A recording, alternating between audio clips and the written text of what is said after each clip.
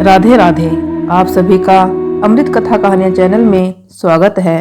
आज इस वीडियो में मैं आपको कीड़ी नगरा की कहानी के बारे में बताऊंगी। इस कथा को मात्र 7 दिन सुनने से धन संबंधी परेशानियां दूर होती हैं। घर में धन आने के सभी मार्ग खुल जाते हैं। 7 दिन इस कथा को सुनने के बाद इस कथा का उद्यापन करना चाहिए। आइए सुनते हैं कीड़ी नगरा की कहानी। एक गांव में एक बुढ़िया माई रहती थी। उसके 2 बेटे और 2 बहुएं थी। बुढ़िया माई भगवान श्री हरि विष्णु की परम भक्त थी।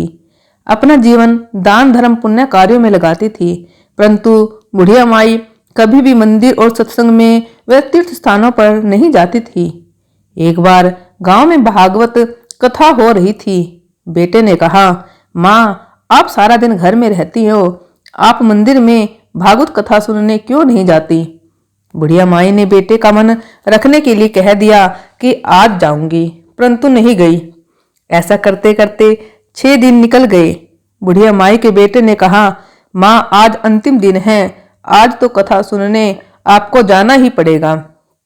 सारा दिन घर का काम करके बुढ़िया माई ने जाते जाते इतनी देर कर दी कि अंतिम दिन की भागवत कथा भी समाप्त हो गई।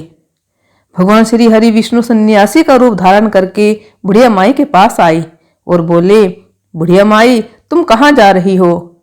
बुढ़िया माई ने कहा, मैं भागवत कथा सुनने जा रही हूँ। तब सन्यासी रूपधारी भगवान श्री हरि विष्णु ने कहा, अब इतनी देर से क्यों जा रही हो? वहां तो अब कथा समाप्त हो गई, अब वहां जाकर क्या करोगी? बुढ़िया माई ने कहा, अब घर से निकली हूं तो जाकर ही आऊंगी। तब सन्यासी रूपधारी भगवान श्री हरि विष्णु ने कहा, अब कथा समाप्त हो गई, भक्त लोग भी अपने घर चले गए, अब तुम वहां से क्या लाओगी? तो बुढ़िया माई बोली, कुछ नहीं, तो मैं वहां से एक ईंट ही उठा लाऊंगी। तो सन्यासी रूपधारी भगवान श्री हरि विष्णु बोले, तुम वहां से मिट्टी की ईंट लाओगे, उसके बदले में मैं तुम्हें एक सोने की ईंट दे देता हूँ। बुढ़िया माई ने ईंट ले ली और घर की तरफ चल पड़ी और विचार करने लगी कि यदि यह ईंट मैं घर लेकर जाऊंगी तो बेटे बहू झगड़ने लगेंगे। इसलिए घर के आंगन में बाहर ही बुढ़िया माई ने वह ईंट जमीन में गाड़ दी। परंतु अब बुढ़िया माई का ध्यान उस ईंट पर ही रहने लगा।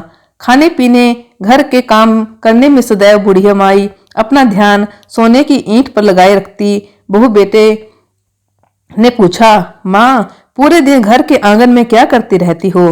तो बुढ़िया माई ने कहा, मैं आने जाने वाले को देखती रहती हूँ।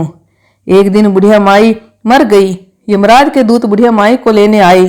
बुढ़िया माई को लेकर धर्मराज जी के पास पहुंचे और धर्मराज जी को सारी बात बतलाई। धर्मराज जी ने बुढ़िया माई को कुतिया की योनि दे दी और कुतिया उसी पेड़ के नीचे बैठी रहती। बुढ़िया माई की बहू ने कहा, इस कुतिया को यहाँ से भगाओ, नहीं तो यह बच्चों को काट जाएगी। तो उसके बेटे ने उसकी पीठ पर एक लकड़ी मारी और बुढ़िया माई मर गई। उसे सर्प की योनि मिली। आंगन में सर्प को देखकर बेटे बहू ने किसी को काट नहीं जाए इसी डर से मार दिया।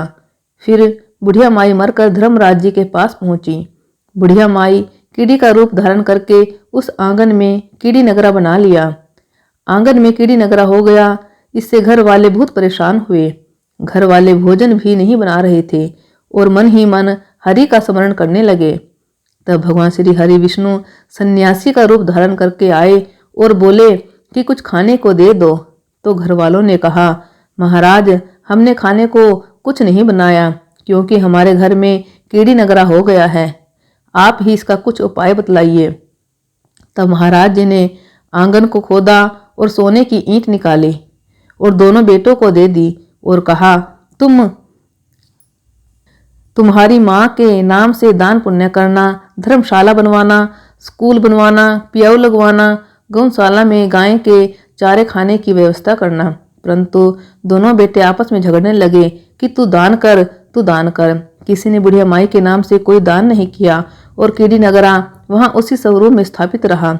कुछ दिन बाद सन्यासी वापिस आया और बुढ़िया माई के बेटों ने भगवान स्वरूप धारी सन्यासी महाराज से कहा कि हमारे घर की हालत वैसी की वैसी है, कीड़ी नगरा तो वैसे का वैसा है।